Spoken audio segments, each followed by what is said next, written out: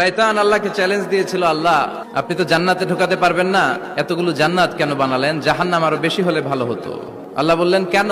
শয়তান বলে, আল্লাহ এই সবগুলারে আমি ওয়াসওয়াসা দিয়ে মুনাফিক বানিয়ে নাস্তিক বানিয়ে জাহান্নামে ঢুকাবো। আমি চ্যালেঞ্জ দিলাম, ডান দিক থেকে ধোকা দেব, বা থেকে, সামনে থেকে, পেছন থেকে, রগের শিরা উপশিরায় ঢুকে, মাজরার দাম যেখান দিয়ে রক্ত চলাচল করে ওখানে ঢুকেও আমি ধোকা দেব। আপনি জান্নাতে ঢুকাবেন কেনমে? আল্লাহ বললেন তুমি আমারও চ্যালেঞ্জ দাও, এত বড় সাহস? ওকে ডান, আমিও তোমার চ্যালেঞ্জ নিলাম। তুমি আজীবন ধোকা দিবা, আজীবন তুমি গুমরা করবা, বেনামাজি বানাবা, জালিম বানাবা।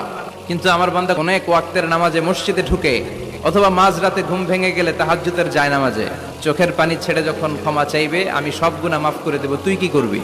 আমরা ভুল করব, শয়তান ওয়াসওয়াসা দিবে আর আল্লাহ মাফ করবে, ঠিক কিনা?